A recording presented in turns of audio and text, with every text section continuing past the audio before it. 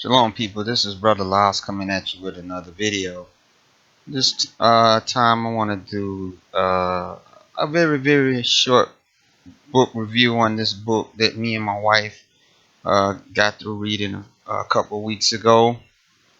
You can see it was on Amazon.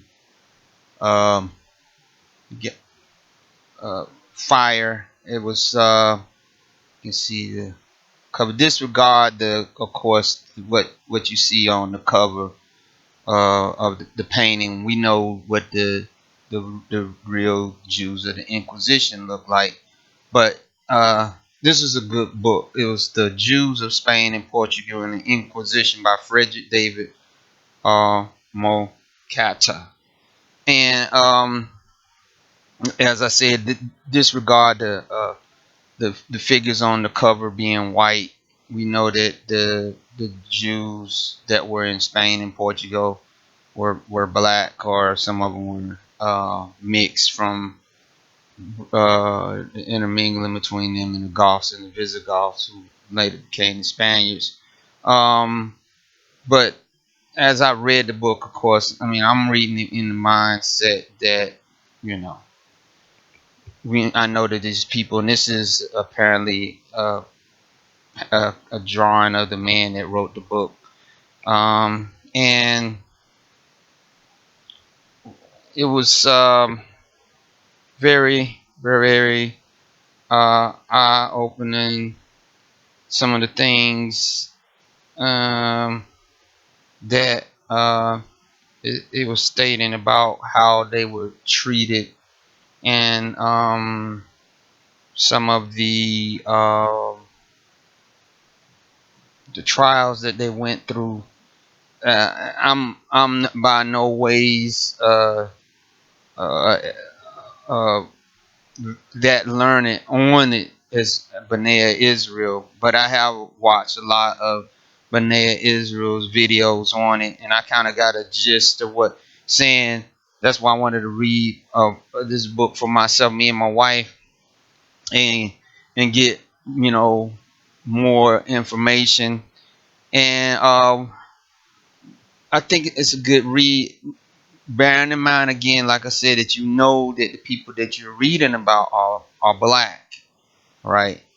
Because you can kind of, especially he started giving a description of some of the punishments and stuff that were done to them. You can kind of, when you hear about some of the stuff that they did to them, you can kind of think back to the transatlantic slave trade and the slavery that we were in, and you can picture that kind of stuff happening to us. uh, they had a template. The Inquisition was the template that they used to do a lot of the stuff to us. It was a template. But one of the things I liked about the book too, it talked about some of their characteristics. You know, about them being very learned people. They were very educated. They were great financiers. We always hear about the Khazarian and Ashkenazi Jews being the money people, which they are. There's no doubt about it. They were before they converted to Judaism. They were. Uh, uh, um, they they didn't become the Khazarian and Ashkenazi uh, Jewish converts didn't become great financiers and stuff because they had converted to Judaism. They was like that before they did. The Khazarians controlled the Silk Road, at least that portion of the Silk Road that was in Central Europe and into Asia, where people that came out of the Orient were going into Europe. You had to go through them, and you had to pay taxes. And they were great warriors. They would lend out their army to other countries to help fight wars for them. So they knew about making money. Judaism did not make them rich. Judaism just was something that helped them get education. That's why they took it on, right? But here about our people, uh, when it talks about the financiers and all that stuff, uh, we were doing pretty well in Spain and Portugal and really throughout all Europe, along with the Moors, because of the high level of education and things that they had gotten in. Now, when the because like I said, the Khazarian and Ashkenazi Jews, when they converted to, which is one of the reasons why they converted some to Judaism and Islam and Christianity, was because in those three religions were the repositories of all the knowledge of the Roman Empire and all the information that the Roman Empire had got from other empires, and they understood that in order to just not just be merchant traders, in order to become an empire, they had to accept some kind of religion outside of the religions that they were worshiping, and in order to get access to the knowledge that was in Judaism, Talmudic Judaism, that is, Christianity or Catholicism and Islam. And so the the Hebrews, the Jews that were in Spain and Portugal, were, yes, had been a um, an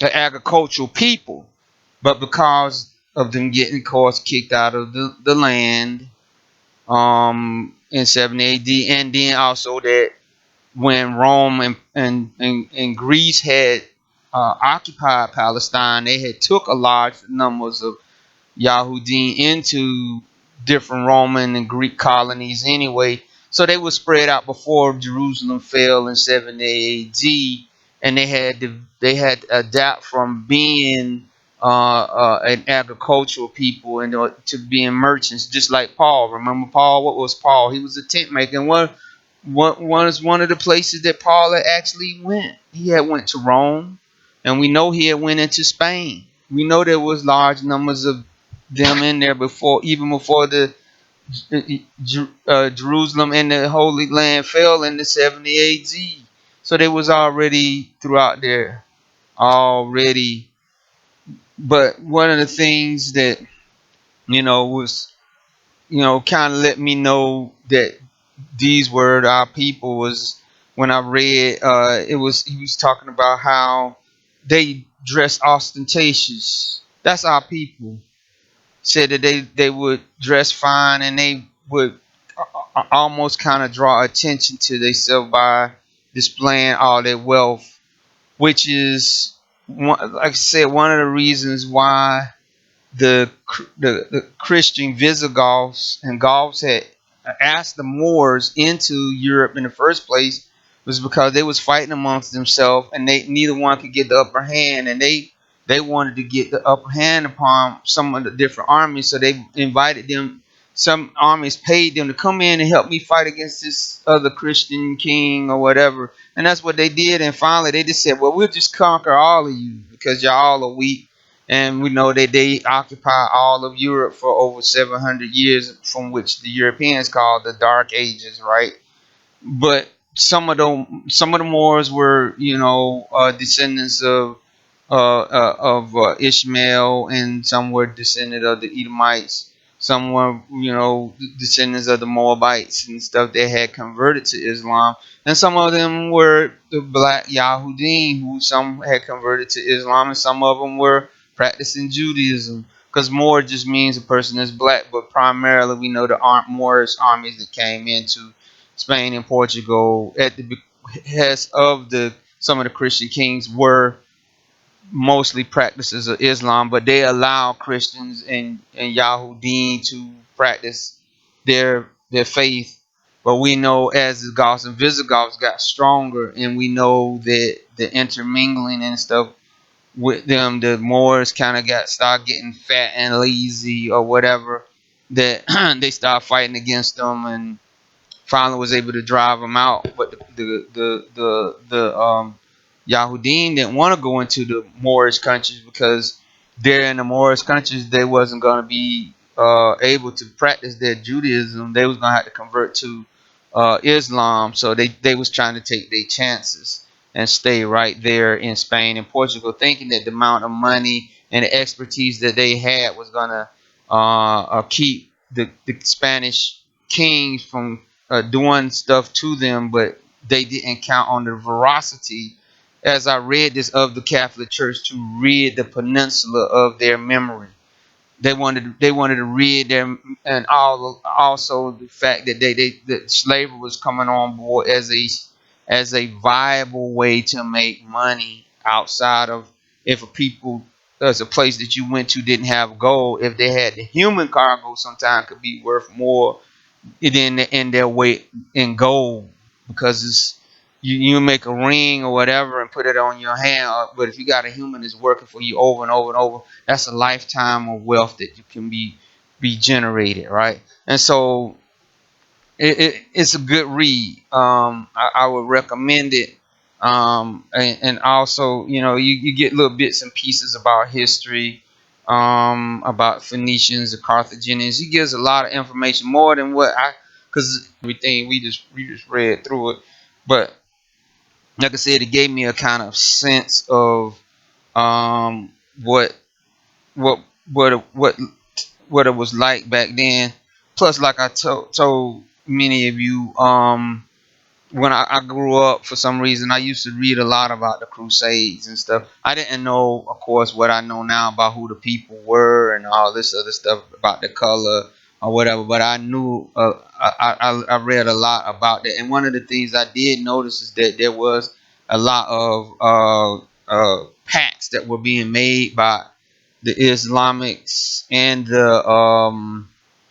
the quote unquote Christians, and that the a lot of times the Jews were on the, or the Yahudim were on the losing side. But of course now I know that the original ones were us. All right. Okay. So excuse me. Um, get this book, read it. Um, learn what these people had the ridiculousness of some of the stuff that they did to them when it came to torture, and that understanding that some of the stuff that's going on with some of these secret prisons and stuff where they're quote unquote interrogating, that some of the interrogation techniques that you will read in this book is probably some of the same techniques that these people are using on these quote unquote terrorists right now to extract testimony. Think about the Central Park Five, that one of the techniques that they used to torture them. I think they said they would take a um a phone book or something like that, and they would place it on their head, and then they would punch the phone book, and what it would do, it wouldn't leave a mark because the phone book was there. It wouldn't leave a mark, but they could feel it. They could feel it. They could feel the force that was coming through the book into the head or wherever they placed the phone book, but it wouldn't leave a mark. That way, if they say, hey, they was beating on me, they were like, where's the marks? I don't see no marks. So they horrific forms of torture were created for during this Inquisition. It was just crazy.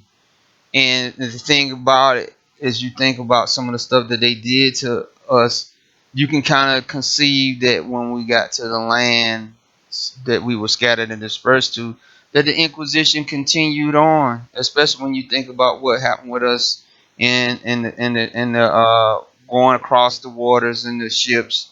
Then when we got to the different places, colonies that they sent us, but then even after slavery, what happened with us with the Klan, Ku Klux Klan, and then the stuff that happened in Jim Crow with lynching and all this other kind of stuff, it kind of brings to mind that this was just another time of lynching, but also that the Talmud, that they was one of the things that had caused them to fall in 70 A.D. was the people that hadn't believed in Yeshua and had received salvation, really received salvation.